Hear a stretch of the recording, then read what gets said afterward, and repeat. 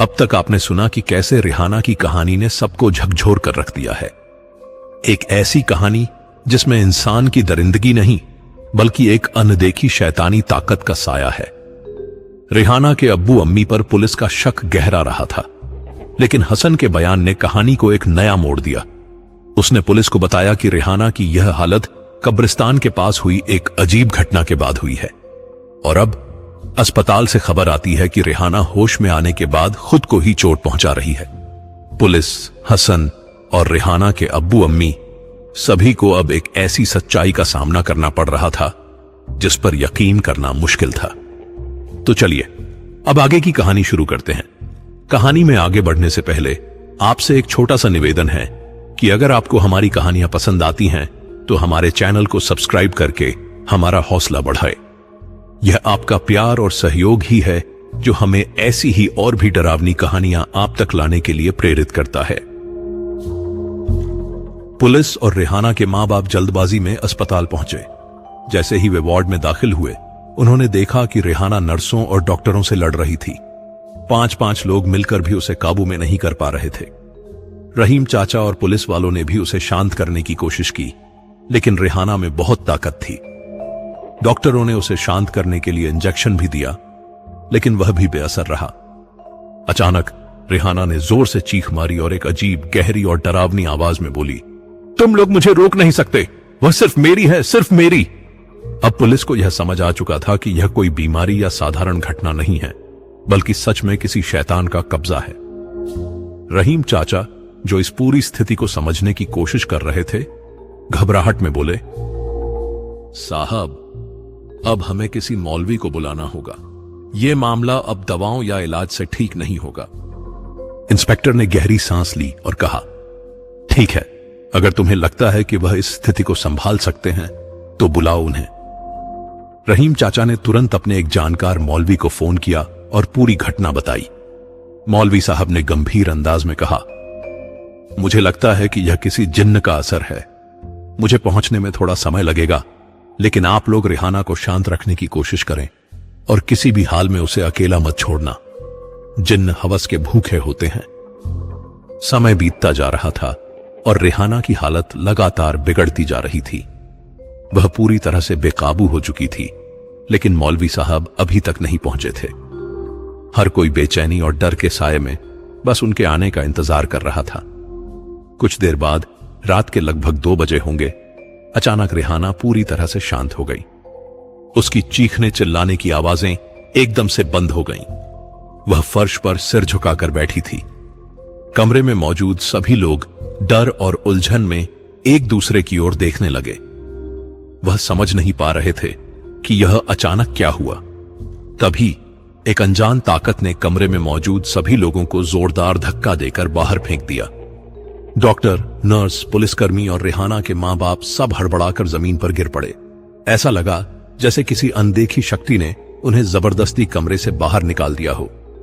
जैसे ही वे संभलने की कोशिश कर रहे थे, कमरे का दरवाजा अपने आप बंद हो गया और अंदर से लॉक हो गया। वार्ड के दरवाजे और दीवारें कांच की बनी हुई थीं, जिससे अंदर की हर घटना साफ दिखाई दे रही थी। रिहाना फर्श पर तड़प रही थी। उसके हाथ पैर अजीब तरीके से मुड़ रहे थे और फिर वह जिन्न उसके कपड़े खींच खींच कर फाड़ रहा था। उसे पकड़कर अत्याचार कर रहा था। उसकी चीखें पूरे अस्पताल में गूंज रही थीं और हर कोई इस नजारे को देखकर सहम गया था। रहीम चाचा, पुलिस वाले और डॉक्टर सभी ने दरवाजे और खिड़कियां तोड़ने की कोशिश की, लेकिन ऐसा लग रहा था जैसे दरवाजा कांच से नहीं, लोहे से बना हो। हथौड़े से मारने पर भी कोई असर नहीं हो रहा था। अंदर जो कुछ भी रिहाना के साथ हो रहा था, वह शायद मैं शब्दों में बयान नहीं कर सकता। यह दृश्य किसी के लिए भी सहन करना मुश्किल है। पूरी घटना इतनी भयानक और अजीब थी कि उसे शब्दों में बताना भी नामुमकिन है। कुछ समय बाद मौलवी साहब अस्पताल पहुंचे। उन्होंने देखा कि सभी लोग बहुत घबराए हुए थे। बिना समय गवाए वह सीधे वार्ड की तरफ दौड़े। जैसे ही वह वहां पहुंचे, उन्होंने देखा कि वार्ड का दरवाजा अंदर से बंद था और अंदर जाने का कोई और रास्ता नहीं था। मौलवी साहब ने अपनी थैली से एक छोटी सी बोतल निकाली। उस बोतल में आबे जमजम का पानी था। उन्होंने थोड़ा पानी दरवाजे पर छिड़का और उसे खोलने की कोशिश की। इस बार दरवाजा खुल गया।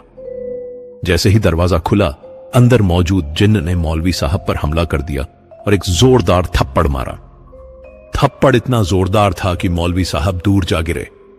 आसपास मौजूद लोग यह दृश्य देखकर डर गए, लेकिन मौलवी साहब ने हिम्मत नहीं हारी। उन्होंने खुद को संभाला और पूरी ताकत से खड़े हो गए। उन्होंने अपनी थैली से एक ताबीज निकाला और उसे कसकर पकड़ा और अपनी आंखें बंद करते हुए एक गहरी सांस ली और अरबी दुआएं पढ़ना शुरू किया। ऐसा लग रहा था जैसे वह जिन्न को काबू में लाने की कोशिश कर रहे हों। कमरे में बार बार उस जिन्न की गुर्राहटें सुनाई दे रही थीं, लेकिन मौलवी साहब बिना डरे लगातार दुआएं पढ़ते रहे। उनका हौसला और हिम्मत साफ झलक रहा था और ऐसा लगने लगा कि उनके शब्दों का असर उस शैतानी शक्ति पर हो रहा था। अब तक किसी ने उस जिन्न को नहीं देखा था, लेकिन अब वह रिहाना के शरीर से बाहर आ रहा था। यह एक बेहद डरावना दृश्य था।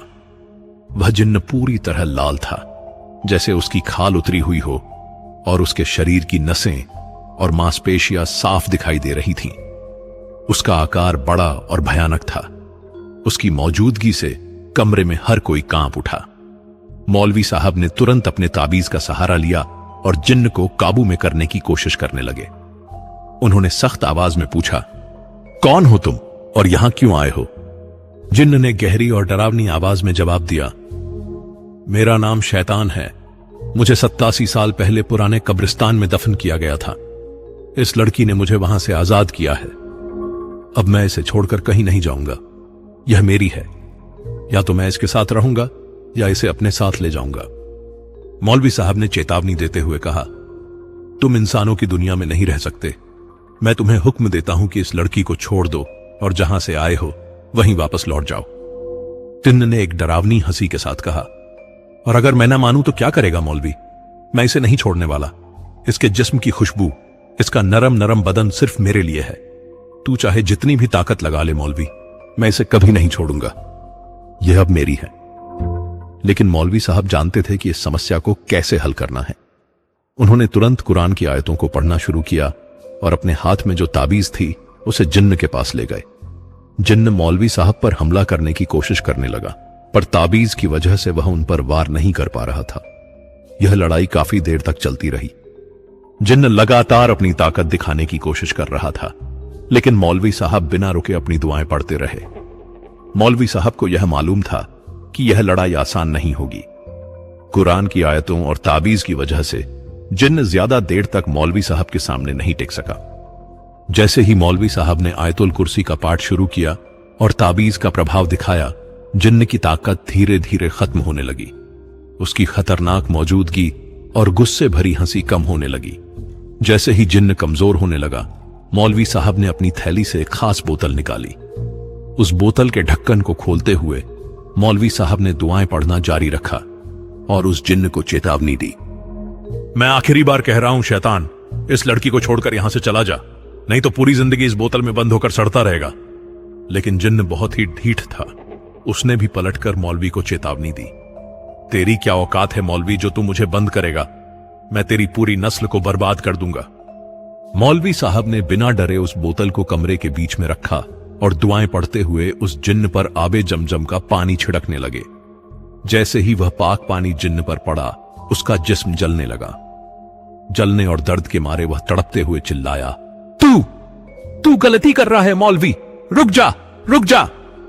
जिन्न का जिस्म जलते जलते काले धुएं में बदल रहा था और वह मजबूर होकर बोतल की ओर खींचा चला जा रहा था। उसने खुद को बोतल से दूर करने की बहुत कोशिश की, लेकिन आखिर में वह पूरी तरह सिकुड़कर बोतल के अंदर कैद हो गया। उसी वक्त बोतल से एक डरावनी आवाज गूंजी, तू मुझे हमेशा के लिए कैद नहीं कर सकता मौलवी, मैं फिर लौटूंगा, जरूर लौटूंगा। मौलवी साहब ने तुरंत उस बोतल का ढक्कन बंद किया और उस पर वही तावीज बांध दी। मौलवी साहब ने राहत की सांस लेते हुए कहा, अब यह जिन्न रेहाना को नुकसान नहीं पहुंचा पाएगा। मैं इस बोतल को ऐसी जगह दफना दूंगा जहां से यह कभी वापस नहीं आ सकेगा। मुझे अब देर नहीं करनी चाहिए, इसलिए मैं चलता हूं। आप लोग रेहाना का ख्याल रखें। इतना कहकर मौलवी साहब उस बोतल को ठिकाने लगाने के लिए निकल पड़े। सभी ने चैन की सांस ली, क्योंकि रेहाना अब सुरक्षित थी। कुछ दिनों बाद रेहाना को अस्पताल से घर भेज दिया गया और वह पहले से थोड़ा बेहतर थी।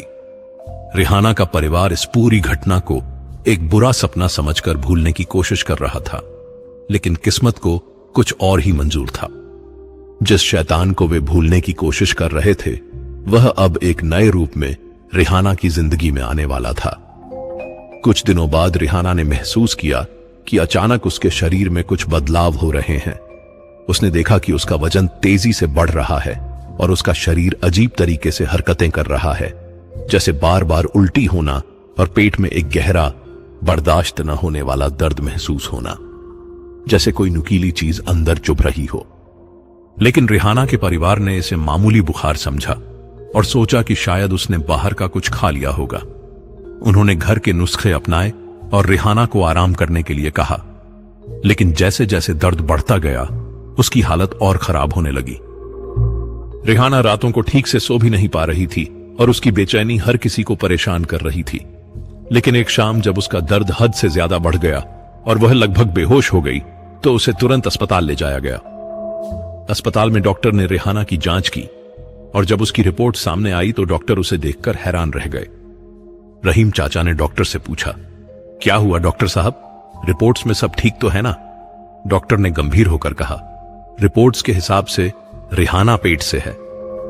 रिहाना की अम्मी ने हैरान होकर डॉक्टर की तरफ देखा। ये क्या कह रहे हैं डॉक्टर साहब, प्लीज इसे ठीक से जांचिए। डॉक्टर ने रिपोर्ट्स दिखाते हुए कहा, यह सिर्फ पेट से होने की बात नहीं है। जो बात हमें सबसे ज्यादा परेशान कर रही है, वह बच्चे का अजीब और तेजी से बढ़ना है। गर्भ में बच्चा इतनी तेजी से बढ़ रहा है जिसे हमने पहले कभी नहीं देखा। यह पूरी तरह से अजीब है। रिहाना की अम्मी यह सुनकर दंग रह गईं। उनकी आंखों से आंसू बहने लगे, लेकिन रहीम चाचा जानते थे कि उनकी मदद सिर्फ एक ही इंसान कर सकता है, और वह है मौलवी साहब। उन्होंने कई बार मौलवी साहब से फोन पर बात करने की कोशिश की, लेकिन हर बार उनका फोन बंद आ रहा था। आखिरकार परेशान होकर रहीम चाचा ने खुद मस्जिद जाकर मौलवी साहब से मिलने का फैसला किया। जब वह मस्जिद पहुंचे और वहां मौजूद लोगों से मौलवी साहब के बारे में पूछा, तो एक आदमी ने बताया, कुछ दिन पहले ही मौलवी साहब का इंतकाल हो गया है। रहीम चाचा यह सुनकर सन्न रह गए। ये आप क्या कह रहे हैं, यह कैसे हुआ? उस आदमी ने बताया, कुछ दिनों पहले मौलवी साहब ने कहा था कि वह किसी काम से पुराने कब्रिस्तान जा रहे हैं, लेकिन हमें अचानक खबर मिली कि उनकी कार का एक ट्रक से भयंकर हादसा हो गया है। रहीम चाचा ने घबराकर पूछा, कब्रिस्तान? क्या उन्होंने कोई वजह बताई थी कि वह कब्रिस्तान क्यों जा रहे थे? उस आदमी ने कुछ देर सोचा और याद करते हुए कहा, हां, वह कह रहे थे कि उन्हें किसी बोतल को उस कब्रिस्तान में दफनाना है, लेकिन अल्लाह का करना देखिए, कब्रिस्तान पहुंचने से पहले ही उनका हादसा हो गया। रहीम चाचा ने कांपते हुए अगला सवाल किया, क्या आपको हादसे वाली जगह पर कोई बोतल दिखी? उस आदमी ने जवाब दिया, हां, वहां एक बोतल पड़ी तो थी, लेकिन हादसे की वजह से शायद वह टूट चुकी थी। यह सुनते ही रहीम चाचा के पैरों तले जमीन खिसक गई। या अल्लाह, यह कैसे हो सकता है? अगर वह बोतल टूट चुकी थी तो इसका मतलब है कि रिहाना के पेट में जो बच्चा है वह और कोई नहीं बल्कि वही जिन्न है। रहीम चाचा जब मस्जिद से अस्पताल वापस लौटे तो उनके चेहरे पर डर और गहरी उदासी थी। अम्मी जो रिहाना की देखभाल के लिए अस्पताल में बैठी थीं, बेचैनी से उनकी राह देख रही थीं। जैसे ही रहीम चाचा कमरे में पहुंचे, अम्मी तुरंत उनकी ओर दौड़ी। मौलवी साहब कहां हैं? आप तो उन्हें लेकर आने वाले थे ना? अम्मी ने रहीम चाचा से पूछा। रहीम चाचा ने अपना सिर नीचे झुकाते हुए धीरे से कहा, मौलवी साहब अब इस दुनिया में नहीं रहे। अल्लाह ने उन्हें बहुत जल्दी अपने पास बुला लिया। यह सुनते ही रिहाना की अम्मी का चेहरा सफेद पड़ गया। क्या? यह क्या कह रहे हैं आप? रहीम चाचा ने उन्हें पास बिठाकर पूरी बात बताई। पूरी बात सुनकर अम्मी बिलख बिलख कर रोने लगी। या अल्लाह, यह क्या हो गया? यह कैसा खेल है तेरा? अब मेरी बेटी का क्या होगा? रहीम चाचा और अम्मी गहरे गम और डर में डूबे हुए थे, और दूसरी तरफ अस्पताल में रिहाना दर्द से तड़प रही थी। उसका पूरा शरीर कांप रहा था, चेहरा पसीने से भीग चुका था और आंखों से आंसू लगातार बह रहे थे। वह तकिए को मुट्ठी में भींचकर बेतहाशा चीख रही थी, जैसे कोई उसकी रूह को निचोड़ रहा हो। अम्मी, बचाइए मुझे बहुत दर्द हो रहा है। उसकी आवाज इतनी परेशान और लाचार थी कि कोई भी सुनकर सहम जाए, लेकिन उसकी चीख के साथ कुछ और भी सुनाई दे रहा था। एक अजीब भयानक आवाज, जैसे कोई और भी उसके अंदर तड़प रहा हो। कोई ऐसा जिसे आंखें नहीं देख सकती, लेकिन जो अपनी मौजूदगी जाहिर कर रहा था। डॉक्टर रिहाना की हालत को लेकर हैरान थे, क्योंकि जांच की रिपोर्ट कुछ अजीब ही दिखा रही थी। रिहाना के गर्भ में किसी इंसान के बच्चे का आकार नहीं था। डॉक्टरों को जो दिख रहा था वह उनके समझने से बाहर था। डॉक्टरों ने रिहाना के गर्भाशय के अंदर देखने के लिए अल्ट्रासाउंड मशीन चलाई। डॉक्टर साहब, यह क्या है? एक नर्स ने स्क्रीन पर अजीब सी चीज की तरफ इशारा करते हुए पूछा। डॉक्टर ने स्क्रीन को ध्यान से देखा और कहा, मुझे समझ नहीं आ रहा। यह बच्चा नहीं है, यह कुछ और है। यह शक्ल हर बार जांच में अलग कैसे दिख सकती है? डॉक्टर ने तुरंत रिहाना की हालत पर चर्चा शुरू कर दी, लेकिन जो भी बात सामने आ रही थी वह किसी भी डॉक्टरी नियम से मेल नहीं खा रही थी। और अस्पताल के बाहर रहीम चाचा अपनी दूसरी लड़ाई लड़ रहे थे। उन्होंने अपने जान पहचान के तमाम बड़े बड़े उलेमाओं से मुलाकात की और मदद की भीख मांगी, लेकिन कोई भी मदद के लिए आने को तैयार नहीं हुआ, क्योंकि मौलवी साहब की मौत की खबर हर जगह आग की तरह फैल चुकी थी। सबको यही लग रहा था कि मौलवी साहब का इंतकाल एक साधारण मौत नहीं था। रहीम चाचा ने हर दरगाह, हर मजार और हर मस्जिद के चक्कर लगाए, लेकिन हर जगह उन्हें सिर्फ मनाही और खामोशी ही मिली। लेकिन जब वह मदद की तलाश करते करते थक चुके थे और जब हर उम्मीद टूटती नजर आ रही थी, वह एक दरगाह के बाहर जाकर बैठ गए। दरगाह से हल्की हल्की कव्वाली की आवाज सुनाई दे रही थी। उनकी आंखों में उदासी और चेहरे पर गहरी थकावट थी। वह सिर झुकाकर दुआ कर रहे थे। दिल में बस एक ही ख्वाहिश थी, या अल्लाह मेरी मदद कर, मेरी रिहाना को बचा ले। तभी अचानक एक आदमी जो पास में ही बैठा था धीरे धीरे उनके पास आया। उसने रहीम चाचा से बड़ी तसल्ली से पूछा, क्या हुआ भाई, आप इतने परेशान क्यों हैं? रहीम चाचा ने सिर उठाकर उसे देखा और गहरी सांस लेते हुए कहा, एक जिन्न के कारण मेरी बेटी अस्पताल में मरने वाली है। मुझे समझ नहीं आ रहा कि क्या करूं। हर दरवाजा खटखटाया, लेकिन कोई मदद नहीं मिल रही। वह आदमी कुछ देर चुप रहा, फिर बोला, कभी कभी जवाब जरूरी नहीं होते, सिर्फ एक सही रास्ता दिखाने की जरूरत होती है। रहीम चाचा ने माथे से पसीना पोंछते हुए उस आदमी की तरफ देखा और कहा, मतलब? मैं समझा नहीं, आप किस बारे में बात कर रहे हैं? उस आदमी ने जवाब दिया, मैं एक मौलवी साहब को जानता हूं। वह ऐसे मामलों की समझ रखते हैं, शायद वह आपकी मदद कर सकें। आप उनका पता लिख लीजिए, उम्मीद है वहां से कोई रास्ता निकल आए। रहीम चाचा कुछ देर तक उसे देखते रहे, फिर धीरे से जेब से पेन निकाला और एक मुड़ा तोड़ा कागज खोला। उनके हाथ थोड़े कांप रहे थे, लेकिन इस बार उनमें लाचारी के साथ साथ एक उम्मीद भी नजर आ रही थी। रहीम चाचा ने कांपते हाथों से पर्ची पर पता लिखा और बिना समय गवाए वह उस मौलवी की तलाश में निकल पड़े। उनके कदम लड़खड़ा रहे थे और उनके अंदर हिम्मत न के बराबर बची थी, लेकिन रिहाना की हालत याद करते हुए वह बस आगे बढ़ते जा रहे थे। वह आसपास के लोगों से पता पूछते हुए तंग गलियों, पुराने बाजारों और छोटी सड़कों से होते हुए उस पते तक पहुंचे। वह जगह किसी आम मदरसे या मस्जिद जैसी नहीं दिख रही थी। यह एक पुराना सूना सा मकान था, जिसकी दीवारों पर समय की परतें जम चुकी थीं। उस मकान का दरवाजा हल्का खुला हुआ था और अंदर से धीमी रोशनी बाहर की तरफ झलक रही थी। रहीम चाचा ने हल्के हाथ से दरवाजा खटखटाया और अंदर से एक भारी आवाज आई, कौन है? इतनी रात में कौन मनहूस दरवाजा खटखटा रहा है? रहीम चाचा ने हिचकिचाते हुए जवाब दिया, मैं रहीम हूं। मेरी बेटी मुसीबत में है। मुझे बताया गया था कि आप मेरी मदद कर सकते हैं। कुछ देर इंतजार के बाद एक बूढ़े आदमी ने दरवाजा खोला। उनकी सफेद दाढ़ी और थकी हुई आंखें देखकर साफ पता चल रहा था कि वह कोई आम इंसान नहीं, बल्कि कोई तजुर्बेकार आदमी है।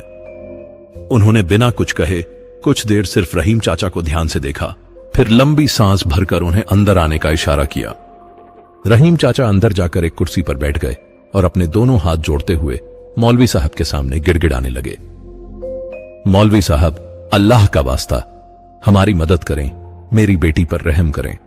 आप हमारी आखिरी उम्मीद हैं। मौलवी साहब ने रहीम चाचा को संभालते हुए पूछा, बताओ क्या मसला है? रहीम चाचा ने शुरुआत से अब तक जो कुछ भी हुआ था सब कुछ सुना दिया। रेहाना की हालत, अस्पताल में जो हुआ और मौलवी साहब की अजीब मौत। मौलवी साहब ने चुपचाप सब कुछ सुना, फिर एक लंबी सांस लेते हुए बोले, रहीम, तुम अब भी नहीं समझ रहे। जिस जिन्न ने तुम्हारी बेटी को जकड़ रखा है वह कोई आम जिन्न नहीं है, वह जिन्नों का सरदार है। तुम कह सकते हो कि वह उनका मालिक है। तुम खुद सोचो, हमारे सबसे तजुर्बेकार मौलवी साहब, जो सबसे बड़े ज्ञानी थे, वह भी उसकी ताकत के आगे टिक नहीं सके। उस जिन्न ने उन्हें कैसी दर्दनाक मौत दी। उसे बोतल में कैद किया गया था, लेकिन फिर भी उसकी ताकत को काबू में नहीं किया जा सका।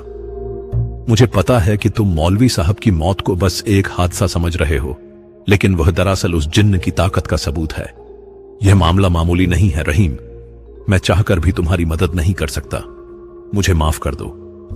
रहीम चाचा ने हाथ जोड़ते हुए कहा, तो अब मैं क्या करूं मौलवी साहब? मेरी बेटी का क्या होगा? मौलवी साहब ने गंभीर अंदाज में कहा, मैं कहता हूं उसे खत्म कर दो। उस लड़की और उसके पेट में जो बच्चा है, दोनों को जिंदा जला दो, नहीं तो सब कुछ तबाह हो जाएगा। यह सुनते ही रहीम चाचा के पैरों तले जमीन खिसक गई। ये आप क्या कह रहे हैं मौलवी साहब? मौलवी साहब ने गहरी सांस ली और गंभीर होकर बोले, रहीम, मैं तुम्हारी तकलीफ समझता हूं, लेकिन यह कोई आम मामला नहीं है। अगर तुमने उसे जिंदा रखा तो वह जिन्न अब आजाद है, और इस बार सिर्फ रेहाना को नहीं बल्कि पूरे खानदान को निगल जाएगा, क्योंकि तुम लोगों ने पिछली बार उसे ललकारा था, और जिन्न का बदला बहुत ही खौफनाक होता है। न जीने देगा और न ही सुकून से मरने देगा। रहीम चाचा के होंठ सूखने लगे थे।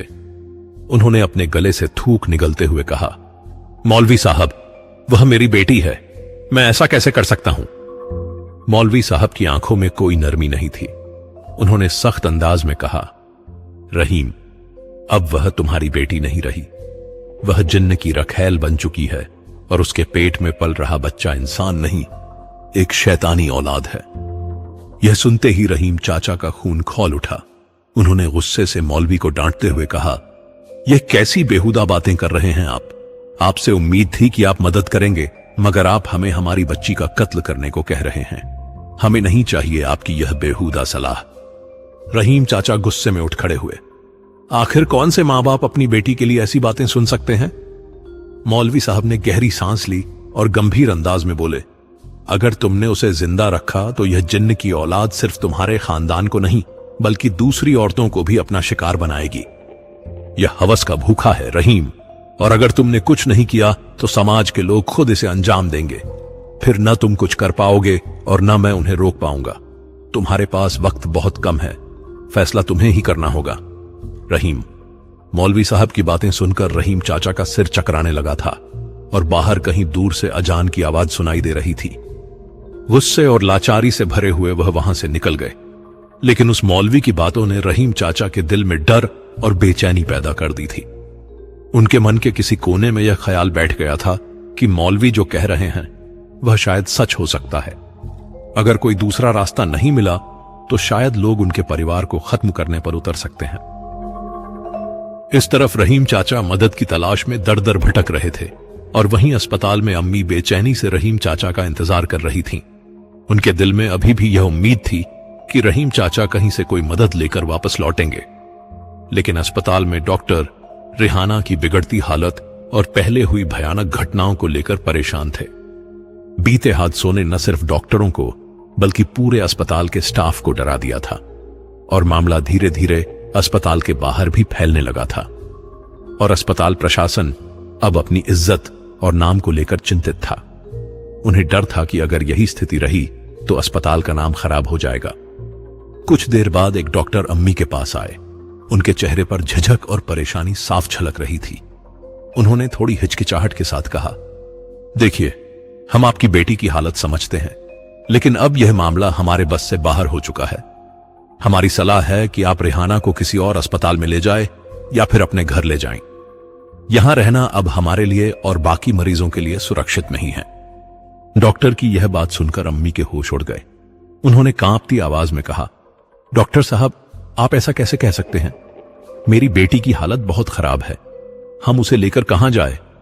डॉक्टर ने गहरी सांस लेते हुए जवाब दिया, मैं आपकी तकलीफ समझ सकता हूं, लेकिन हमारी भी अपनी हदें हैं।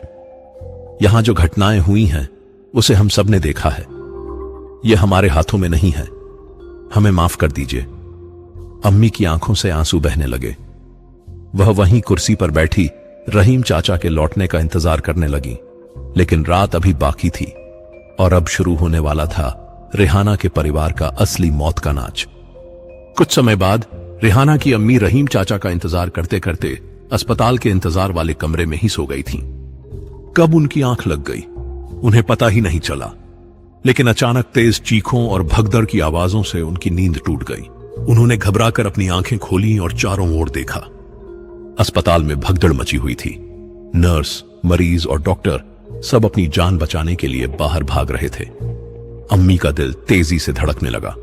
उन्होंने तुरंत पास से भागते हुए एक आदमी को रोका और घबराई हुई आवाज में पूछा, क्या हुआ भाई, सब लोग क्यों भाग रहे हैं?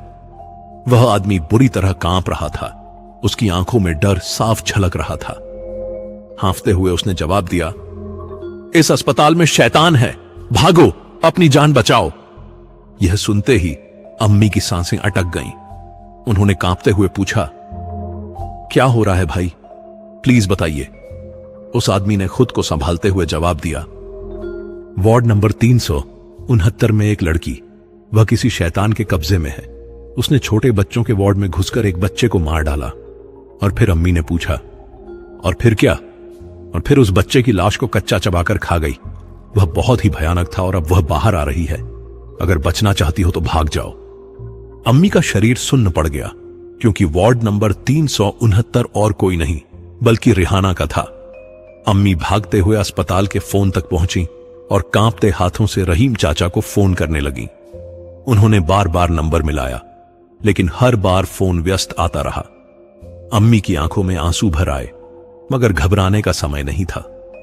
जब फोन से कोई मदद नहीं मिली तो उन्होंने खुद वार्ड नंबर 369 की ओर बढ़ने का फैसला किया। उनके कदम भारी हो चुके थे, लेकिन दिल में बस एक ही बात गूंज रही थी, मेरी रेहाना, मुझे उसे बचाना होगा।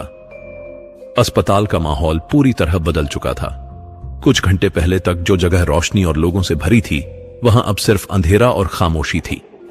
लगभग पूरा स्टाफ भाग चुका था और जो बच गए थे वे किसी कोने में दुबक कर बैठे थे। अम्मी के कदम धीरे धीरे आगे बढ़ रहे थे। गलियारे में घना अंधेरा था, बस दूर किसी मशीन की धीमी आवाज गूंज रही थी। जब अम्मी वार्ड नंबर 369 के करीब पहुंची तो उन्होंने देखा कि दरवाजा थोड़ा सा खुला हुआ है। अंदर से एक अजीब सी बदबू आ रही थी, जैसे कोई चीज सड़ रही हो। अम्मी ने कांपते हाथों से दरवाजे को हल्का सा धक्का दिया। या अल्लाह, उनके मुंह से बस इतना ही निकला। जो उन्होंने अंदर देखा उससे वह कुछ पल के लिए सुन्न रह गईं। अंदर का माहौल भयानक था। धुंधली रोशनी में रेहाना फर्श पर बैठी हुई दिखाई दे रही थी, पूरी तरह नंगी, और उसके लंबे बिखरे हुए बाल उसके चेहरे को आधा ढके हुए थे। रेहाना की अम्मी ने कांपते हुए कदम बढ़ाए, लेकिन अंधेरे में उन्हें कुछ भी ठीक से दिखाई नहीं दे रहा था। जब वह रेहाना के करीब पहुंची तो उनकी रूह कांप गई। रेहाना के हाथों में कुछ था, कोई लाल सी टपकती चीज। जब उन्होंने ध्यान से देखा तो पता चला कि वह किसी इंसान के मांस का टुकड़ा है, जिसे देखकर लग रहा था कि उसे अभी अभी कहीं से नोचा गया हो। यह दृश्य देखकर अम्मी की चीख गले में ही अटक गई। अम्मी के कदम पीछे हटने लगे, लेकिन उनकी ममता उन्हें रोक रही थी। उन्होंने कांपती आवाज में पुकारा, रेहाना बेटा, यह तुम क्या कर रही हो? रेहाना ने धीरे धीरे अपना चेहरा ऊपर उठाया और एक भयानक मुस्कान देते हुए कहा, मैंने कहा था ना, मैं वापस आऊंगा। इतना कहकर रेहाना खड़ी हो गई और अपने लंबे नुकीले नाखूनों से अपना ही पेट कुरेद कुरेद कर नोचने लगी। उसके पेट से खून बहने लगा था, लेकिन उस पर इसका कोई असर नहीं हो रहा था। वह बस हंसती जा रही थी। यह सब देखकर अम्मी दहशत से चीखने लगी। उनकी आंखों से आंसू थमने का नाम नहीं ले रहे थे। वह कांपती आवाज में रेहाना को पुकारती रहीं, रेहाना, बस कर दे बेटा, अल्लाह के लिए रुक जा। लेकिन रेहाना बेखबर थी। उसकी आंखों में कोई पहचान, कोई दर्द नहीं था। वह बस उसी भयानक हंसी में डूबी हुई अपने पेट को नोच रही थी। और अस्पताल के बाहर जोरदार हल्ला मचा हुआ था। समाज के लोग बहुत बड़ी संख्या में जमा हो चुके थे, क्योंकि अस्पताल में जो कुछ हुआ था वह आग की तरह चारों ओर फैल चुका था। भीड़ में कोई उसे डायन कह रहा था, तो कोई मान रहा था कि वह जिन्न या किसी शैतानी ताकत के कब्जे में है। माहौल डर और गुस्से से भरा हुआ था और लोगों का गुस्सा धीरे धीरे उबलने लगा था। उधर रहीम चाचा उदास और परेशान होकर अस्पताल की ओर वापस लौट रहे थे। दूर से ही उन्होंने अस्पताल के गेट पर जमा बहुत बड़ी भीड़ देखी तो उनके कदम रुक गए। वह घबराकर तेजी से गेट की ओर बढ़े, लेकिन वहां खड़ी गुस्से और डर से भरी भीड़ उन्हें अंदर जाने नहीं दे रही थी। अरे क्या हो रहा है यहां? उन्होंने पास खड़े एक आदमी से घबराई आवाज में पूछा। वह आदमी हड़बड़ाते हुए बोला, मियां, अंदर किसी लड़की पर जिन्न का साया है। वह बिल्कुल हैवान बन गई है, किसी के बच्चे को मारकर खा गई। रहीम चाचा का कलेजा धक से रह गया। उनके हाथ पैर सुन्न पड़ने लगे। उन्होंने किसी तरह भीड़ के बीच से रास्ता बनाने की कोशिश की, लेकिन वहां धक्का मुक्की मची हुई थी। हटो, मुझे अंदर जाने दो, उन्होंने जोर से चिल्लाया।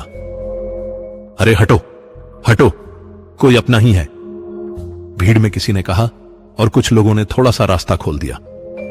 रहीम चाचा ने किसी तरह भीड़ को धकेला और तेजी से अस्पताल के गेट के अंदर चले गए। जब रहीम चाचा वार्ड के अंदर पहुंचे और रेहाना की हालत देखी तो उनका दिल टुकड़े टुकड़े हो गया। अम्मी फर्श पर बैठी बिलख रही थीं।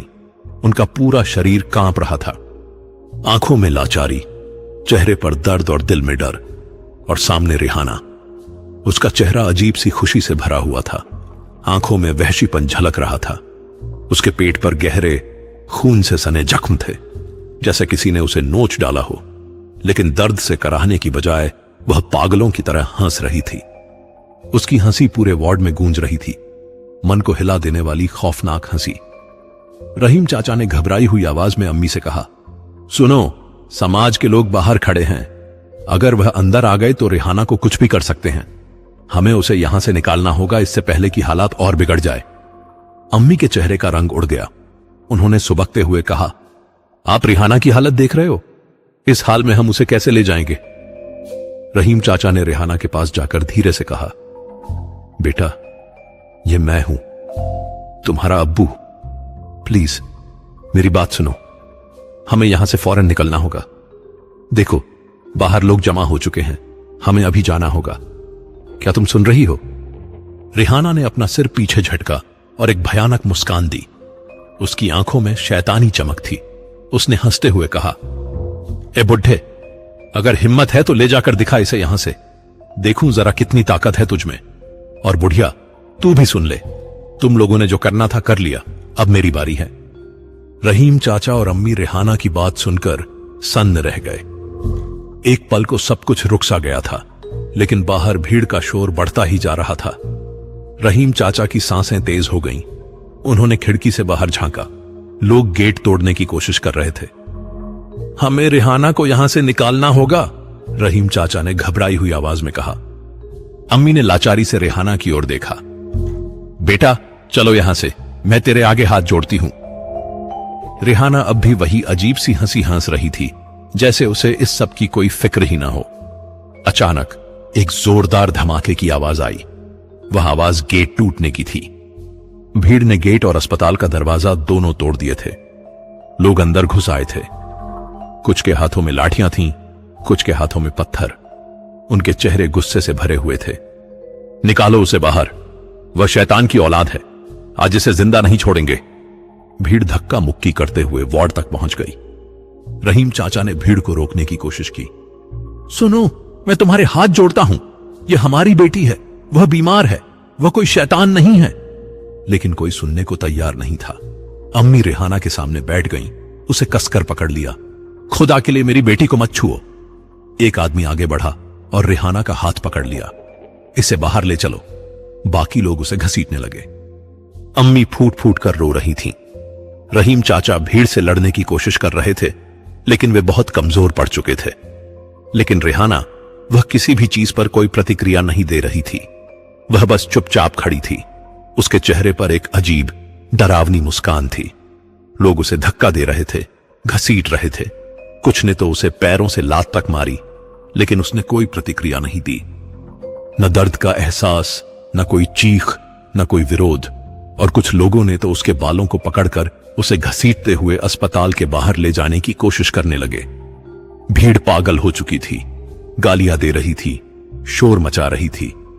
लेकिन रेहाना, वह अब भी वैसे ही मुस्कुरा रही थी जैसे यह सब उसके लिए कोई मायने ही नहीं रखता था। या फिर वह जिन्न शायद यही चाहता था कि लोग उसे तड़पा तड़पा कर मार डालें। भीड़ उसे पीटते हुए सड़क पर ले आई। अम्मी और रहीम चाचा उनके पीछे भागते रहे, गिड़गिड़ाते रहे, मगर भीड़ में किसी को रहम नहीं आया। गली के हर कोने से लोग निकलकर जुड़ते जा रहे थे, हाथों में डंडे, पत्थर और कुछ के पास जलती हुई मशालें। पूरा जमावड़ा अब एक वहशी सैलाब बन चुका था। लोग उसे घसीटते हुए गली के बीचों बीच एक चौराहे तक ले गए, जहां एक बड़ा सा पेड़ था। इसे यहीं बांधो, भीड़ में से किसी ने चिल्लाकर कहा। किसी ने मोटी रस्सी निकाली, उसे पेड़ के चारों ओर लपेटा और फिर रेहाना को उस पेड़ के साथ बांध दिया। अम्मी जमीन पर गिर पड़ी।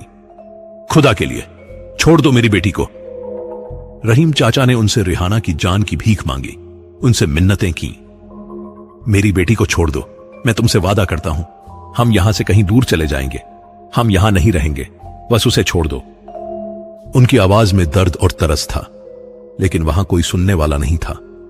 भीड़ की आंखों में बस एक ही चीज थी, गुस्सा, नफरत और वह अजीब सा डर जो इंसान को हैवान बनाने के लिए काफी है। लोगों का झुंड एक एक करके रेहाना पर पत्थर फेंकने लगा। रेहाना का शरीर हर पत्थर से गहरे जख्मों से भरता जा रहा था। पत्थर कभी उसके चेहरे पर लगता तो कभी उसके पेट पर। यह नजारा रहीम चाचा और अम्मी के लिए किसी नरक यातना से कम नहीं था। लेकिन रेहाना, उसने अपने मुंह से एक भी शब्द नहीं निकाला। उसकी आंखें पूरी तरह खुली थीं और वह हर किसी को एक खौफनाक मुस्कान के साथ देख रही थी। लोग हैरान हो रहे थे, इसे तो कुछ भी नहीं हो रहा। अब तक रेहाना ने अपने मुंह से कुछ नहीं बोला था, लेकिन अचानक उसने कुछ कहा। क्या यही तुम्हारी ताकत है? क्या यही है इंसान की सीमा? बेचारे, उसकी आवाज में कोई डर नहीं था, केवल ताना और चिढ़ थी। रेहाना के मुंह से वह ताना सुनकर भीड़ का गुस्सा और भी बढ़ गया। उनके चेहरों पर गुस्से और नफरत की लहर साफ झलक रही थी। भीड़ में से किसी ने चिल्लाया, पत्थरों से कुछ नहीं हो रहा, इसे आग लगा दो। हां, जला दो इसे, जला दो, जला दो, खत्म कर दो इसे। लोगों ने अब उसे जलाने का फैसला कर लिया था। कुछ लोग लकड़ियां, घास और टायर लाकर जमा करने लगे, लेकिन तभी अचानक एक बूढ़ा आदमी दौड़ते हुए भीड़ के बीच आ गया। उसकी आंखों में घबराहट और गुस्सा था। उसने सबको समझाते हुए कहा, क्या तुम लोग पागल हो गए हो? खुदा हमें कभी माफ नहीं करेगा अगर हम ऐसा गुनाह करेंगे। इस लड़की ने कुछ किया है तो उसकी सजा खुदा के पास है, लेकिन यह जो तुम करने जा रहे हो वह सबसे बड़ा गुनाह है। उसकी बातों ने कुछ पल के लिए भीड़ को चुप करा दिया, लेकिन तब रेहाना ने फिर से अपनी खौफनाक हंसी के साथ कहा, सुन रहे हो तुम ये बुढ़े की बातें? छोड़ दो मुझे। लेकिन हां बुढ़े, तेरी बेटी भी एकदम मस्त दिखती है। मैं आ रहा हूं तेरे घर, क्योंकि अगला नंबर तेरी बेटी का ही है। उसकी आवाज में न डर था न लाचारी, बल्कि एक अजीब सा ताना और शैतानी हंसी थी। भीड़ यह सुनकर एक पल के लिए शांत हो गई। रेहाना के शब्दों ने जैसे जलते अंगारों पर घी डाल दिया था। लोग अब गुस्से और बदले की आग में जल रहे थे। एक आदमी जिसकी आंखों में खून उतर आया था, आगे बढ़ा और गुर्राया, यह हमें धमकी दे रही है। किसी ने गुस्से से कहा, अब इसे जिंदा नहीं छोड़ सकते। रहीम चाचा और अम्मी ने भीड़ की आंखों में वहशीपन देखा।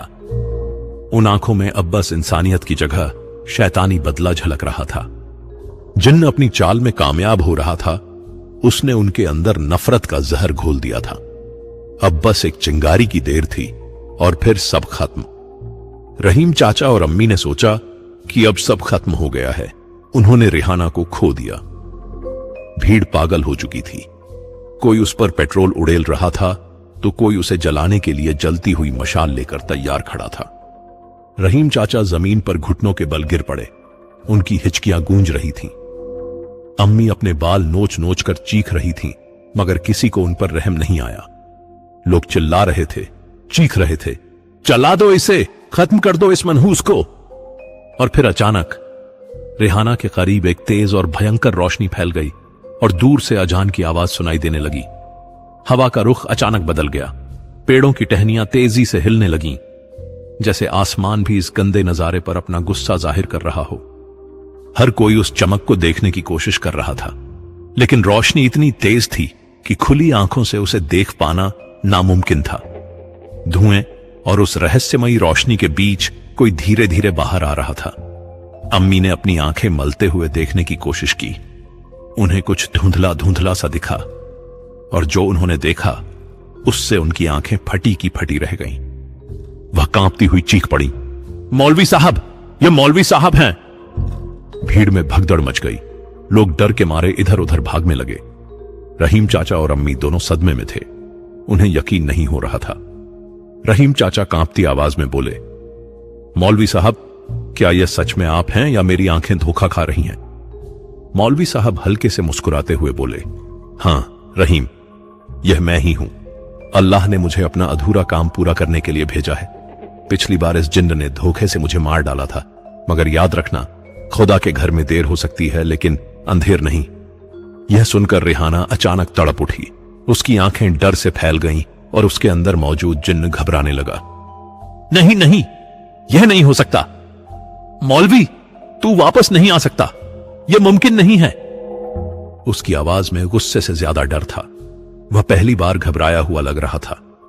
मौलवी साहब ने गहरी नजर से रेहाना की तरफ देखा। अल्लाह के हुक्म से कुछ भी नामुमकिन नहीं। जिन्न, तेरा वक्त इस दुनिया में खत्म हो चुका है। जहन्नम की आग तेरा इंतजार कर रही है। रेहाना के अंदर से उस जिन्न ने जवाब दिया, तू समझता है कि मुझे हरा देगा मौलवी? मैंने तुझे एक बार खत्म कर दिया था, फिर भी लौट आया। कितनी बार मरना है तुझे? मौलवी साहब ने उस जिन्न को एक आखिरी चेतावनी देते हुए कहा, अल्लाह के हुक्म से तू अब और किसी को तकलीफ नहीं देगा। छोड़ इस जिस्म को और चला जा यहां से। लेकिन जिन्न अड़ियल था। उसने जाने से इनकार कर दिया। ठीक है, जैसी तेरी मर्जी। इतना कहते ही मौलवी साहब ने जोर से कुरान की आयतें पढ़नी शुरू कर दी। अल्लाहु ला इलाहा इल्ला हुवा अल हय्युल कय्यूम ला ताखुजुहु सिनातुम वला नौम लहू मा फिस समावाति व मा फिल अर्ज। उनकी तिलावत के साथ ही जमीन हिलने लगी।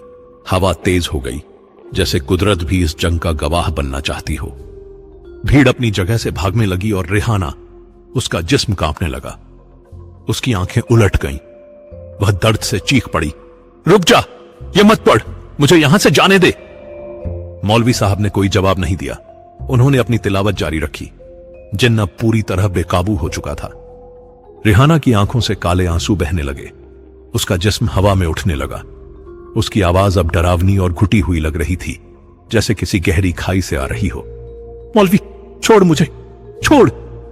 लेकिन मौलवी साहब पीछे हटने वालों में से नहीं थे। उन्होंने अपने हाथ उठाए और आखिरी आयत पढ़ी, वसया कौरसिहुस समावाति वल अर्जा वला युदुहु हिफ्जुहुमा वहुवल अलीयुल अजीम। अचानक रेहाना के मुंह से एक भयानक चीख निकली। उसके जिस्म से काले धुएं की शक्ल में वह जिन्न बाहर निकला। वह धुआं हवा में तड़प रहा था और फिर मौलवी साहब के चारों ओर चमकती रोशनी की तरफ खिंचता चला जा रहा था। मौलवी साहब ने उसे तुरंत पकड़ लिया और उसे जंजीरों से बांधने लगे। चल अब मेरे साथ, जहन्नम की आग में हजारों साल तक तड़पते रहना। जिन्न तड़पते हुए चीखने लगा। उसकी आवाज पूरे माहौल में गूंज उठी, मौलवी, छोड़ दे मुझे, मैं कभी वापस नहीं आऊंगा, कभी नहीं, मुझे जाने दे। मौलवी साहब ने उसकी ओर देखा। उनकी आंखों में सख्ती और रहम दोनों झलक रहे थे। तुझे यह फैसला पहले लेना चाहिए था, जब मैंने तुझे एक मौका दिया था। लेकिन तेरा घमंड, तेरी ताकत का घमंड तुझे यहां तक ले आया। याद रख, तुझसे कहीं ज्यादा ताकतवर वह है जिसने इस पूरी दुनिया को बनाया है, जिसने तुझे भी बनाया है। इतना कहते ही मौलवी साहब ने जंजीरें और कस दी। जिन्न दर्द से कराह उठा। मौलवी साहब ने उसे घसीटना शुरू किया और तेजी से उस रोशनी की तरफ बढ़ने लगे। जाते जाते मौलवी साहब एक पल के लिए रुके, फिर रहीम चाचा की ओर पलटे।